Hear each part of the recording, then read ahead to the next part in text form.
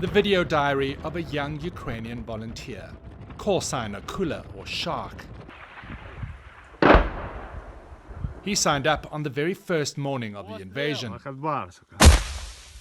ready to defend his nation. In the beginning, he says he didn't feel the burden of war. But then Akula was sent to the Eastern Front. Найтяжче в моєму житті, мені кажуть. This was the most difficult time in my life, he says. Не описати словами. It's impossible to describe it with words. Дуже був тяжкий рік, дуже. Where words fail him, these images tell his story. The story of thousands of young Ukrainian soldiers. Akula says he suffered severe concussions from artillery and rocket strikes.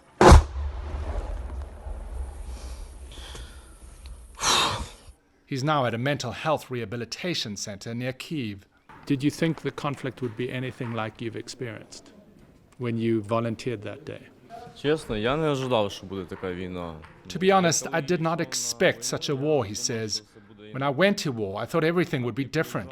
And when you get there, it's not what you think. Вона страшна, It's scary, cold, hungry, and lonely. одинока. Тобто війна це... Akula says it's peaceful here. At the Forest Glade Center, soldiers get up to a month of treatment. The hardest decision for them is to send them back to fight and perhaps die. Most important thing now is that they survive and stay alive, says the head of mental health. After the war, we will help them with their health and socialization in this country. Now every decent man should join the war, young and old. Their job is to save Ukraine.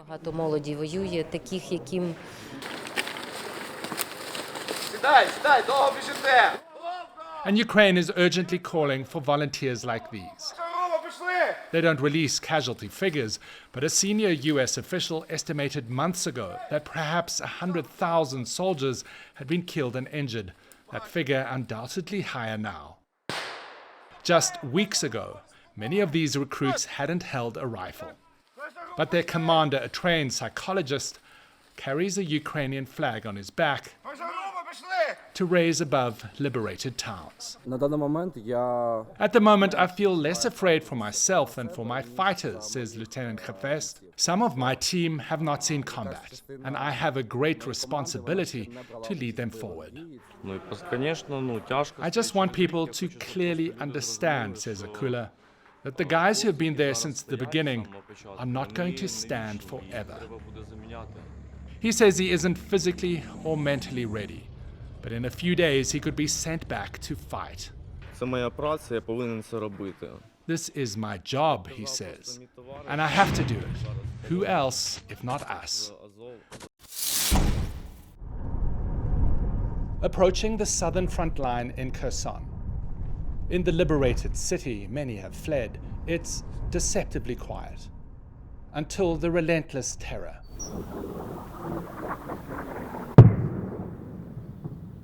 The often indiscriminate, almost daily Russian shelling. We've come to investigate a very deliberate horror of the Russian occupation. So the children who stayed here were under 5 years old mostly. This orphanage had more than 40 children here. Olena was a nurse here for 17 years. Not a single child is left. Пустота. Зупинилося все. I feel emptiness. Emptiness. Everything has just stopped, she says. The children had everything. They were so happy. The children were happy. Було все. Now it's just silence. And small reminders of them. Their names still on each locker. The Kherson Children's Home is now a crime scene. Дітей забрали. They warned us to collect their clothes, says Olena. The Russians and collaborators called in the evening and said to prepare the children for the morning. The buses arrived at 8. The heartbreaking scenes captured for Russian propaganda, shared on a Russian MP's Telegram channel. The bewildered children, taken from their beloved nurses in October, transported to Russian-occupied Crimea or Russia itself, say Ukrainian investigators. But instead of hiding this alleged war crime, Russians advertised it. Children will be taken to safe conditions in Crimea, he says. I'll definitely go and visit. Investigators say it was part of a premeditated Russian mission to take Ukrainian children. They even targeted hospitals. There was a lot of pressure by the Russians to take these children. Weren't you afraid? Было страшно, очень. It was scary, very, very scary. So much pressure, says Ola Pilyaska. Twice a day they demanded we show them lists of the kids to take to Russia. So Ola and her team came up with an extraordinary deception. They hid orphans in the ICU. И вот дневник. And they forged medical assessments, saying healthy children were severely sick. They even faked an emergency ventilation, she says. Мы понимали, что We understood that the Russians and collaborators would not forgive us, she says. We knew there would be serious retribution. We understood this. But they took the risks and managed to save children. And the critical care nurse took it a step further. Tatiana says she fell in love with one of the orphaned children. She worked desperately to keep the child off the list. How are you? Now she's adopting Kira. Nice to meet you. We met them at home, a Ukrainian mom with her treasured Ukrainian child. Kira. Kira is almost ready to walk. What does she mean to you? Kira, не надо. She means everything to me, says Tatiana. Я даже не знаю, честно Oh, I don't even know, to be honest. Не представляю. I can't imagine my life without Kira. Да. This awful war has given her a precious gift. Desde Bermuda hasta Brasil y desde México hasta Barbados, el ejercicio de Tsunami Caribe Wave se llevó a cabo durante la mañana de hoy y en Puerto Rico no fue la excepción. Las escuelas, empresas, agencias de gobierno y otras organizaciones participaron en este simulacro. Tal fue el caso del Hospital Universitario de Adultos en el Centro Médico de Río Piedras, donde el personal y pacientes participaron del evento. Muy buenos días a todos. En la mañana de hoy se llevará a cabo el simulacro de Tsunami Caribe Wave a las 10 de la mañana. Pues nosotros preparamos siempre que tenemos la oportunidad de hacer un simulacro de ejercicio de emergencia. Preparamos una mesa informativa porque no son solamente el personal de nosotros vive, ¿verdad? No solamente áreas cercanas, tenemos pacientes que vienen de toda la isla y sus visitantes y familiares. Y lo que hacemos es que cada cual sepa, ¿verdad?, cuáles son los riesgos que tienen en su área donde viven y cómo prepararse para una emergencia. Este simulacro tuvo como objetivo evaluar la capacidad de la isla para responder a una posible emergencia en caso de un tsunami real. También se activó el sistema de alerta de emergencia, interrumpiendo así la programación regular.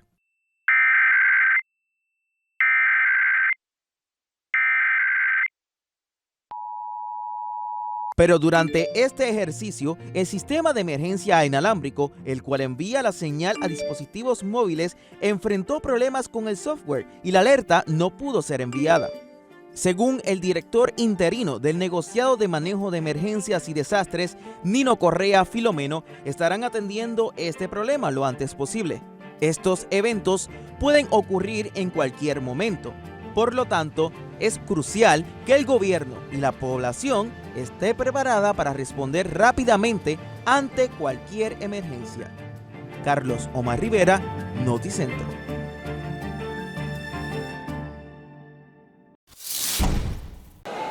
El régimen de excepción ha dejado hasta ahora más de 66.000 detenciones.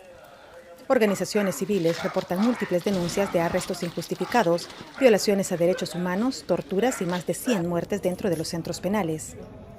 A pesar de las críticas, el gobierno celebra sus acciones. Tengan dignidad, que sé que no la tienen, pero dejen de estar atacando a El Salvador y a su población. Nosotros ya encontramos la ruta y por supuesto que no vamos a abandonar este camino. La medida es controversial, pero muchos salvadoreños la apoyan. Es bueno porque imagínense, yo no estuviera aquí ahorita con mi cartera así, colgando, porque ya me lo hubieran desaparecido. En cambio, ahorita donde usted quiera que vea, hay seguridad. En la gestión que lleva el presidente Bukele hasta el momento, le lleva como en un límite tan perfecto que otros países lo envidian. El analista Napoleón Campos critica la prolongación de esta medida y advierte que su objetivo podría ir más allá de solamente el control de las pandillas. ¿Para qué necesita el país más régimen de excepción si ya los objetivos estarían cumplidos? A esas preguntas no responden. Y por eso creo yo que con justa razón ha nacido este enfoque de que el régimen de excepción más bien es un pilar de la estrategia de reelección del presidente. Las cifras de homicidios han bajado drásticamente con la implementación de esta medida. El gobierno no ha anunciado hasta cuándo la tendrá vigente. On Capitol Hill, U.S. financial regulators testifying Tuesday before the Senate Banking Committee as lawmakers in both chambers of Congress launch formal investigations into what caused the second and third largest bank collapses in U.S. history earlier this month. The quick collapses of Silicon Valley Bank and Signature Bank were no ordinary failures. Michael Barr, a top U.S. Federal Reserve official, says the meltdown at SVB started at the top. This is a textbook case of bank mismanagement. Barr testified that SVB had been on the Fed's radar since November 2021 when it was cited for interest rates and liquidity risks. They didn't take the action necessary. They were quite vulnerable to risk, to shocks, and they didn't take the actions necessary. The bank, he says, collapsed after depositors tried to withdraw $100 billion in a single day, driven by social media and mobile banking. The bank did not have enough collateral to meet that. And therefore, they were not able to actually meet their obligations to pay their depositors over the course of that day, and they were shut down. While the federal government stepped in to guarantee deposits at the two failed banks and set up a facility to help prevent runs at other banks, some lawmakers demanding regulators take further action to prevent a similar banking crisis in the future. If it's the regulator's fault, it better be fixed. If it's the regulation fault, it better be fixed. The congressional investigations into the financial sector's instability come as fears of recession are mounting. In Washington, I'm Chris Wynn. Many U.S. lawmakers remain convinced the popular app is an urgent threat to national security. The FBI director, the CIA director, the NSA director, the DIA director, the director of national intelligence, all voicing significant concerns about this app in bipartisan fashion. TikTok does appear to collect user data in a similar fashion to American social media companies. While TikTok does not operate in China, its parent company ByteDance is located in Beijing. The concern is the Chinese government could leverage that relationship to force cooperation with security activities, including the possible transfer of TikTok user data. Experts say while there's no public evidence at this moment, it is a possibility. The problem for the CEO is it's not TikTok that's the target of mistrust, it's China. Nobody trusts China, and nothing he can say will change that. Western legal experts say Chinese law can require any organization or citizen in China to support, assist, or cooperate with state intelligence work. Concerns about TikTok's connection to China have led to a ban across U.S. government devices. In Thursday's testimony, TikTok CEO Shou Chew tried to ease worries. I have seen no evidence that the Chinese government has access to that data. They have never asked us. We have not provided. Lawmakers weighing what to do next. It's more about the ownership structure, and that needs to change. Desde el 2021, el Comité Olímpico Internacional dejó en manos de las federaciones deportivas los criterios sobre la participación de personas transgéneros en competencias de alto nivel. En junio del 2022, la FINA, Federación Internacional de Natación, se convirtió en la primera federación en excluir a las mujeres transgéneros.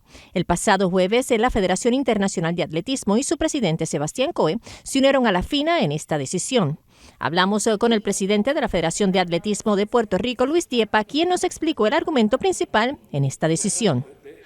Lo que está estableciendo World Athletics es que para un atleta poder transferir su género, en el caso del hombre a mujer, tiene que mantener unos niveles de testosterona por debajo de 2.5 nanomoles, o sea, una medida que se utiliza para eso, y no soy experto en la parte de la ciencia, ¿verdad?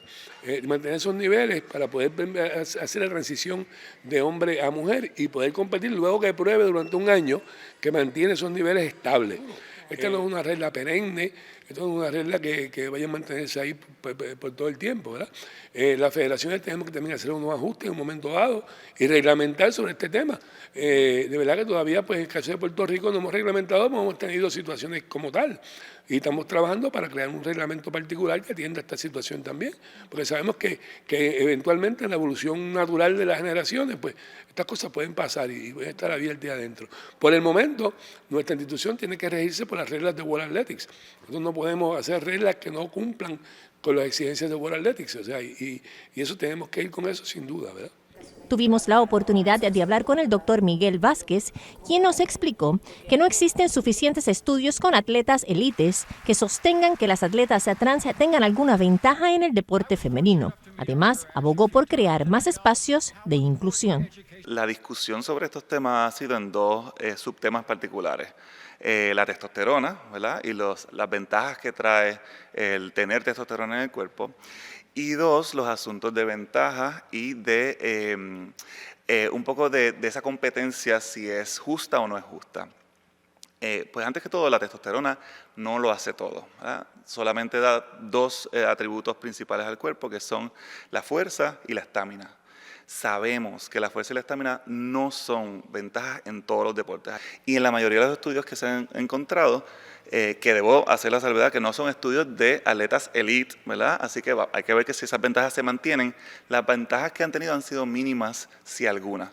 En la inmensa mayoría no han tenido ventajas. La gente dice, ¿por qué no hacen una liga trans entonces y se busca entonces otra categoría? Sí, bueno, sí, sería buenísimo tenerlo también. Tenemos que pensar que todos los seres humanos deben tener el mismo acceso a esos bienes y esos recursos. Excluir a alguien de alguno de ellos es bien problemático del saque. Así que hay que buscar maneras de incluir. Para mí la inclusión es un sí siempre. El resto y la pregunta importante es cómo vamos a incluirle.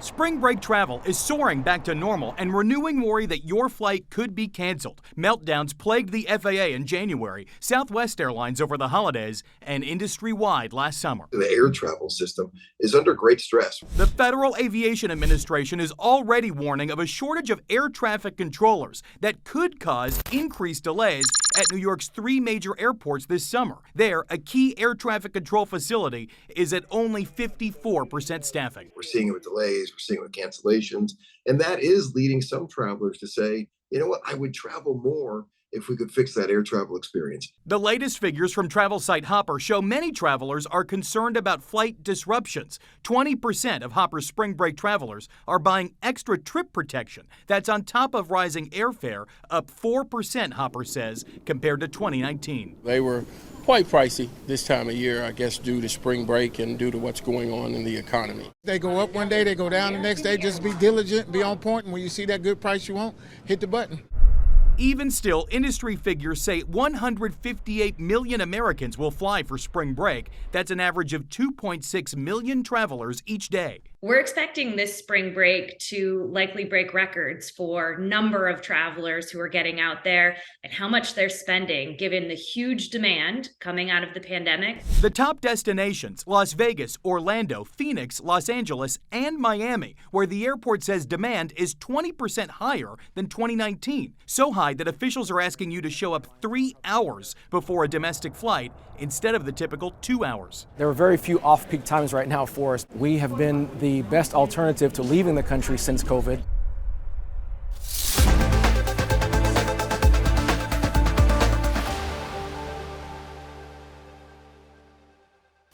Primera plana con Alejandra Forero a las 6:30 de la tarde en su nuevo horario y las repeticiones al siguiente día a las 7:30 de la mañana y a la 1 de la tarde.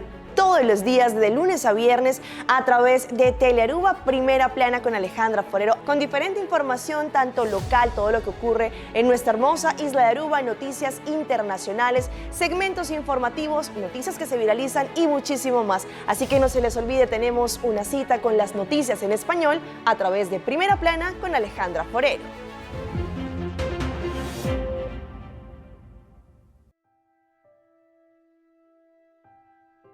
Gente te quiere, cultura cacho también es un cos. Kunantintur caminho de drume.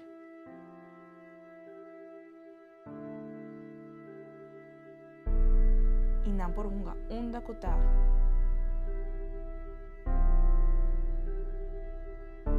Sigur, turka mi de tinko kometa.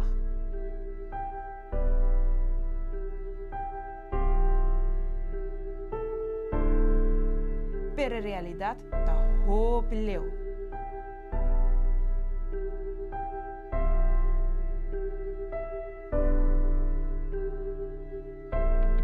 Banstop está aquí. Por favor, steriliza y castra vossa mascota.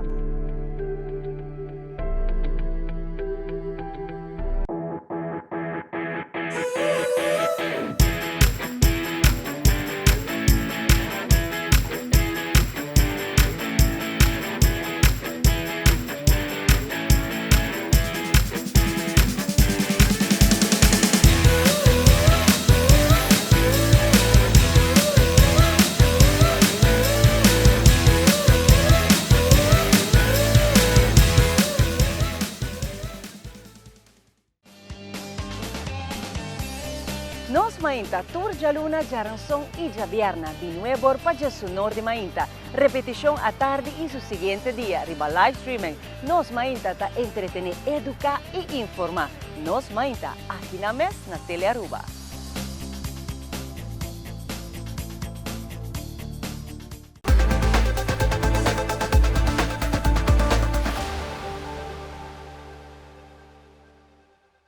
On Monday night, Donna Lorenzen heard her dogs barking.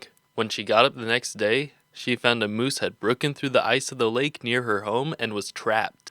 She told her son what happened, and he immediately sprang into action.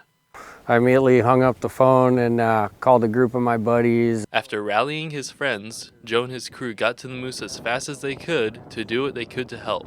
One of them, Tim, was so eager to get to the animal that he fell through the ice upon arrival. Because he was just running so fast and was just gung-ho. After they got sorted, the crew got a strap around the moose and together were able to pull it out of the hole. But as we were dragging her, like she was just so exhausted and just cold that it almost appeared that she had already passed.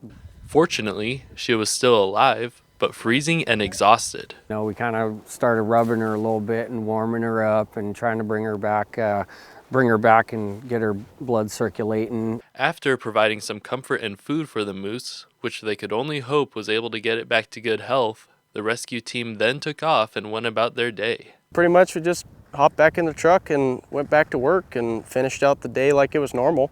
While officials usually advise people to stay away from wildlife, the group couldn't refuse lending a helping hand to a creature in need.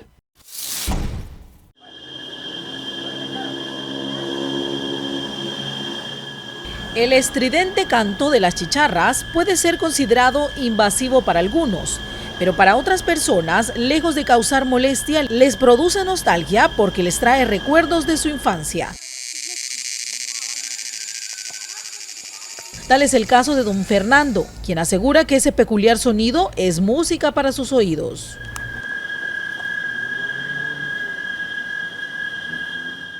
Puede ser nostálgico, puede ser algo que le recuerda cualquier momento de su vida. Además, para otras personas, la aparición de las chicharras en Cuaresma tiene un significado religioso.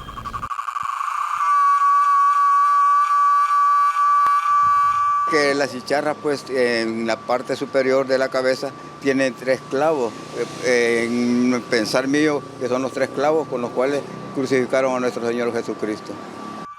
De acuerdo al ingeniero agrónomo Giovanni Castillo, estos insectos aparecen en esta época del año debido al calor característico, ya que el ciclo de vida de las chicharras está ligado a los cambios de temperatura, que son detectados a través de sus antenas, pues ellas permanecen enterradas desde pequeñas. En el caso del estado ninfal es que pasa principalmente el 70% de su ciclo de vida. Y como le menciono, puede durar entre 2 a 17 años, pero sí depende mucho de lo que es de la temperatura y de la humedad. Pero ese sonido tan estridente que parece un canto es en realidad una vibración corporal producida por los machos para llamar la atención de la hembra, como un cortejo de apareamiento.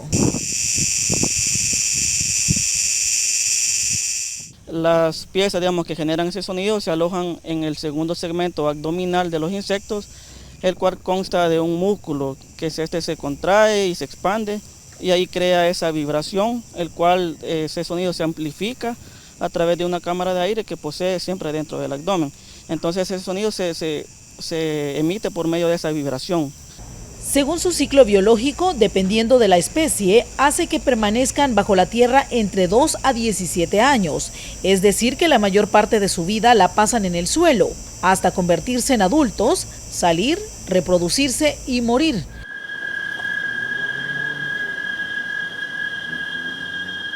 Cuando es en estado adulto dura alrededor de 2-3 semanas más o menos, en el cual casi no se alimenta y únicamente se reproduce. De ahí vuelve el ciclo, ¿verdad? Se da lo que es el apareamiento con la hembra y nuevamente la hembra oviposita sus huevos en algunas ramas de los árboles. De acuerdo a especialistas, la cantidad de chicharras va en deceso a causa del cambio climático, el cual afecta el ciclo biológico de estos curiosos insectos.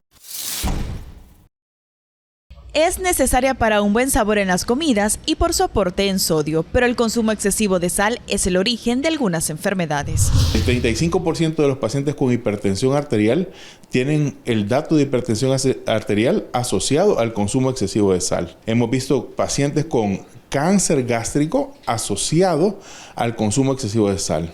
Hay también un grupo importante de pacientes que adolecen de insuficiencia renal y por último la osteoporosis.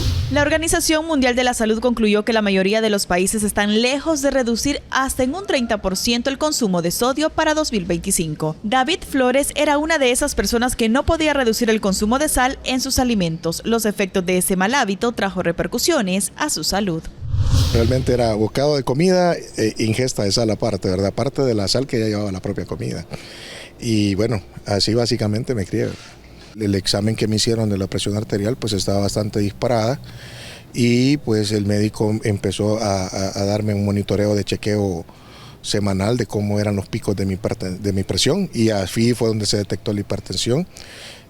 Me habló un poco, por ejemplo, sobre el tema de dieta y me dijo pues que este factor del consumo de sal sí había llegado a provocar que se me desarrollara pues la hipertensión relativamente joven, ¿no? La OMS recomienda consumir 5 gramos de sal al día, lo que equivale a una cucharada pequeña, que debe distribuirse en los 3 tiempos de comida. Pero no debe olvidarse del sodio que se consume a diario proveniente de alimentos procesados, comidas instantáneas y condimentos, y que equivale al 80%. En eso también se debe tener precaución. Es importante también que con el consumo de alimentos que se tenga o la elección de alimentos que se tenga en el supermercado, usted tenga muy en cuenta que aunque un producto sea dulce, siempre va a llevar una cantidad mínima de sal porque es como para acentuar sabores. Ahora es importante que tengamos eso muy en cuenta y en la etiqueta nutricional tenemos que fijarnos mucho el hecho de que la cantidad sea menor al 5% de sal. Entonces, ¿qué hacemos? ¿Con qué se reemplaza? Tratar de cocinar con otro tipo de condimentos más naturales, pueden ser hierbas naturales, puede ser ajo molido, cebolla en polvo, etcétera, a modo de potenciar un poco el sabor de los alimentos y eso definitivamente nos ayude poco a poco a que acostumbremos el paladar a la reducción de sal. Prepare usted sus alimentos y reduzca el consumo de sal. Eso es tan saludable como dejar de fumar. Menos sal, más salud.